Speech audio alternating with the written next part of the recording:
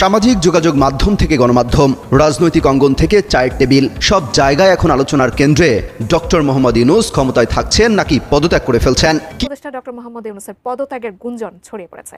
পাশাপাশি বর্তমান সরকারের পরিবর্তে আরেকটি নতুন অন্তর্বর্তী সরকার গঠনের সম্ভাবনাও আলোচনায় এসেছে। দায় নিতে চান না, এই কারণে তিনি আর থাকতে চান না এই পদে।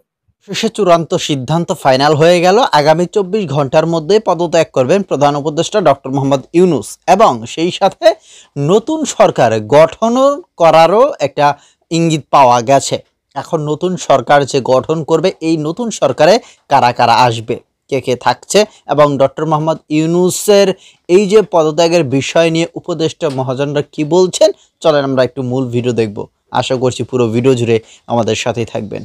চরম অস্থিরতা বিরাজ করছে দেশের রাজনীতিতে।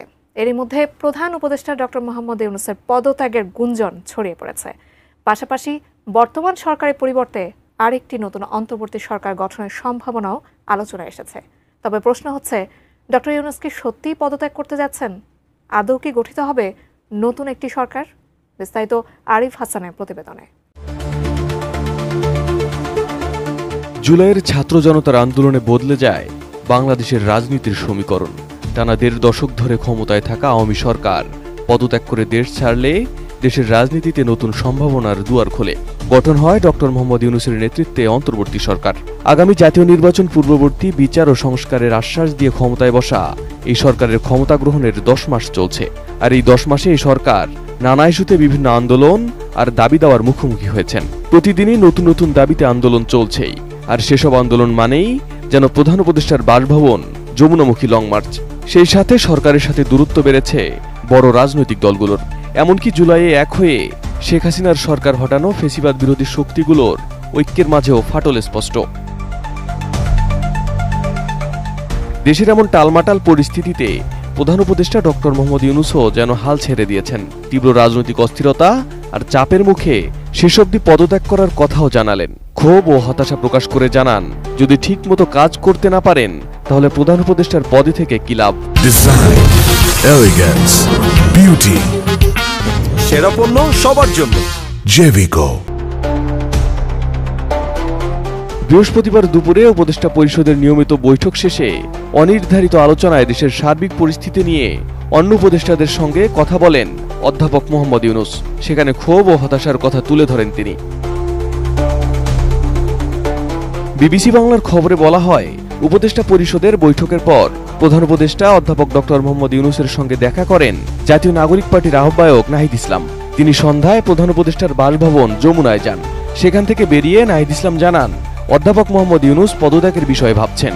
যদিও সেটি না করতে প্রধান উপদেষ্টাকে আহ্বান জানিয়েছেন নাহিদ। এর আগে উপদেষ্টা পরিষদের বৈঠক শেষে দীর্ঘক্ষণ উপদেষ্টাদের সঙ্গে কথা বলেন প্রধান উপদেষ্টা। বৈঠকে উপস্থিত থাকা একাধিক সূত্র বলে, ঢাকায় প্রতিদিন সড়ক আটকে আন্দোলন, সংস্কার সহ বিভিন্ন বিষয়ে রাজনৈতিক দলগুলোর মধ্যে ঐক্যমত না হওয়া, এছাড়া রাষ্ট্রীয় কাজে নানা পক্ষের অসহযোগিতার বিষয়টিও আলোচনায় আসে। আলোচনার এক পর্যায়ে কাজ করতে না পারার বিষয়টি তুলে ধরেন প্রধান উপদেষ্টা। তিনি বলেন, সংস্কারের বিষয়ে এখনো তেমন কিছু হলো না, তাহলে তিনি কেন থাকবেন? এমনকি প্রথম আলোর এক প্রতিবেদনে দাবি করা হয়, ক্ষোভের বশে এক পর্যায়ে প্রধান উপদেষ্টা আরেকটি অন্তর্বর্তী সরকার গঠনের আহ্বানও জানিয়েছেন, কারণ তিনি চলে যেতে চান। বর্তমানে যে পরিস্থিতি আছে তাতে অবাধ ও নিরপেক্ষ নির্বাচন আয়োজন নিয়েও সংশয় প্রকাশ করেন তিনি। এই পরিস্থিতিতে নির্বাচন হলে ব্যালট ছিনতাইয়ের মতো ঘটনা ঘটলে পুলিশ প্রশাসন তা ঠেকাতে পারবে কিনা সে বিষয়ে সংশয় প্রকাশ করেন। অন্যদিকে ভালো নির্বাচন করতে না পারলে মানুষ তাকে দায়ী করবে বলেও আলোচনায় উল্লেখ করেন প্রধান। নোবেল জয়ী ডক্টর মোহাম্মদ ইউনূস বাংলাদেশের অন্তর্বর্তীকালীন সরকারের প্রধানের চেয়ার থেকে পদত্যাগ করতে পারেন এবং এই খবরটি প্রথম গতকালকে দুপুরের একটি লাইভ ভিডিওতে আমি প্রথম প্রচার করেছিলাম। এরপর আজকে বা কালকে রাত থেকে আপনারা গণমাধ্যমে দেখেছেন। দর্শক, কি ঘটছে আসলে পর্দার অন্তরালে, কেনই বা প্রফেসর ইউনূস পদত্যাগ করতে চাইছেন, সবকিছু থাকবে আজকের আলোচনায়। প্রথমে আমাকে একটু জানাবেন আপনারা দেখতে এবং শুনতে পাচ্ছেন কিনা ক্লিয়ার। আপনাদের কমেন্ট পেলেই আমি মূল আলোচনায় ফিরে যেতে চাই। কারণ একটি বিষয় মাথায় রাখতে হবে, প্রফেসর ইউনূস বাংলাদেশের রাজনীতিবিদদের মতো নির্লজ্জ নন। বাংলাদেশের রাজনীতিতে আমরা যে বিষয়টি দেখি, একেবারে যে দলগুলি আছে সবার কথা উল্লেখ করেই বলছি, রাজনীতির জন্য তারা সারাদিন মিথ্যা বলবেন, যত রকম চাটুকারিতা আছে করবেন, দেশ বিক্রির প্রয়োজনে করবেন, নিজের বউ সন্তান মেয়ে বিক্রি করতে হলেও করবেন, তারা ক্ষমতা তাদের চায়। তো বাংলাদেশের রাজনীতিবিদদের একটি কথা, শেষ কথা, সেটি হলো শেষ কথা বলে কোনো কথা নেই। তারা রাজনীতির জন্য সব পারে, যেটা বললাম, নিজের বউ নিজের মেয়েকেও বিক্রি করতে পারে। তো সেই রাজনীতিবিদদের মধ্যে প্রফেসর ইউনূস আসলে বড্ড বেমানা। এবং আমাদের ছাত্ররা বা জুলাই অভ্যুত্থানের বা বিপ্লবের পর আমাদের ছাত্রদের দাবির পরিপ্রেক্ষিতে তিনি আসলে বসেছিলেন এই চেয়ারটিতে।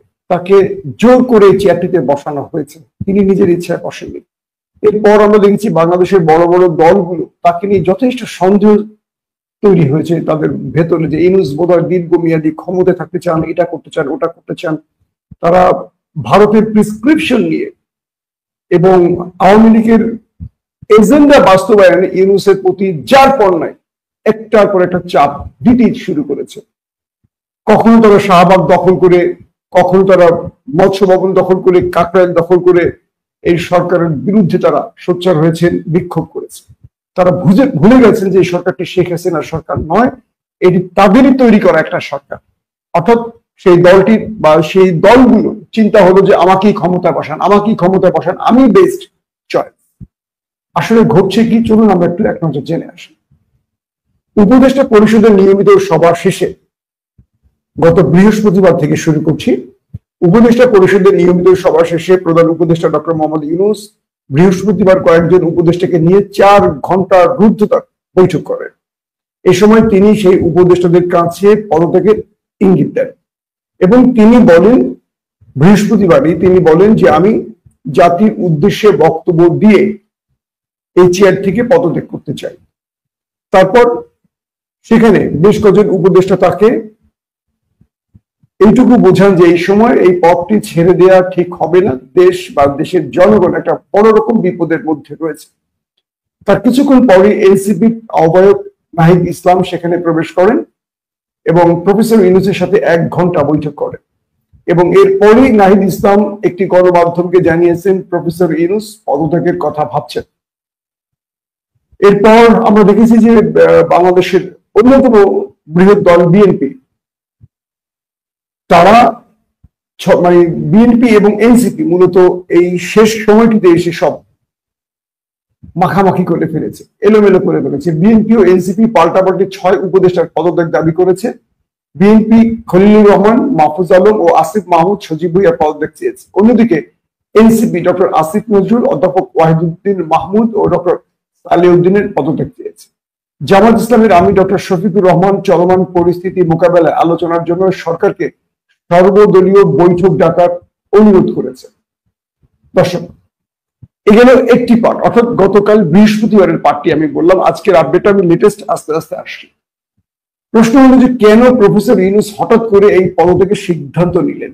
কয়েকটি সূত্র বলছে, সেনা প্রধানের বক্তব্যে ডিসেম্বরের মধ্যে নির্বাচনের জন্য বিএনপির অব্যাহত চাপ এবং উপদেষ্টা পরিষদের নিয়মিত সভার পর রুদ্ধতার বৈঠকে নেওয়ার সিদ্ধান্তের পরিপ্রেক্ষিতে পরিস্থিতি অবনতির দিকে যাচ্ছে।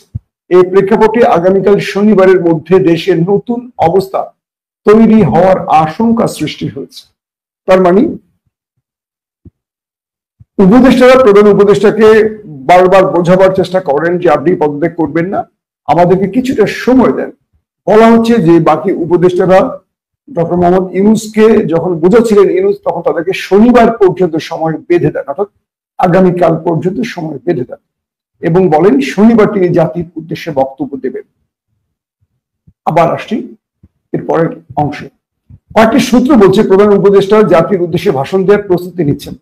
এদিকে সেনা প্রধানের বক্তব্য অনেকেই বেজাহার, অনেক পক্ষে অনেকে বিপক্ষে। কেউ বলছে ডক্টর ইউনূস থাকবে, কেউ বলছে ডক্টর ইউনূস থাকবে না। মানে কি করবেন প্রধান উপদেষ্টা ডক্টর মোহাম্মদ ইউনূস? প্রদর্শক, গতকালকে রাত্রেবেলা তিনি একটা বৈঠক করেছেন।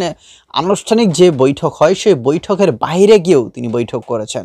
খুবই গুরুত্বপূর্ণ সেই বৈঠকটি ছিল এবং সেই বৈঠকে তিনি এই তার আবেগ বা তার যে পদত্যাগের বিষয় নিয়ে সেটা নিয়ে কথা বলেছেন। তবে সেখানে সবাই অনুরোধ করেছে যে তিনি যেন থাকেন। এবং হ্যাঁ, আমরা দেখছিলাম যে কিছু কিছু সমন্বয়ক এবং কিছু কিছু ব্যক্তি তারা আসলে তাকে অনুরোধ করছে যে স্যার আপনি থাকেন। তবে কথা হচ্ছে যে বিএনপি কিন্তু দ্রুত নির্বাচন চাচ্ছে এবং ইশরাক হোসেন তিনি যে দাবি নিয়ে মাঠে নেমেছেন সেই দাবিতে বা তাদের আরও কিছু নেতাকর্মীর ভাবভঙ্গিতে বোঝা যাচ্ছে বিএনপি চাচ্ছে যে ডক্টর ইউনূস পদত্যাগী করুন, নতুন সরকার একটা গঠন হোক। যাই হোক দর্শক শ্রোতা, ভিডিও স্ক্রিনে আপনারা দেখেছেন, তো ভিডিও সম্পর্কে মতামত কমেন্টে লিখবেন। দেখা হচ্ছে পরবর্তী নতুন কোনো ভিডিওতে। এবং আমরা বেশিরভাগকেই কিন্তু পাচ্ছি বা আপনারা বেশিরভাগ লোক বলছেন যে ডক্টর ইউনূসের পদত্যাগ করা উচিত। যাই হোক, বরাবরের মতোই এই ভিডিওতে আপনাদের মন্তব্য চাচ্ছি।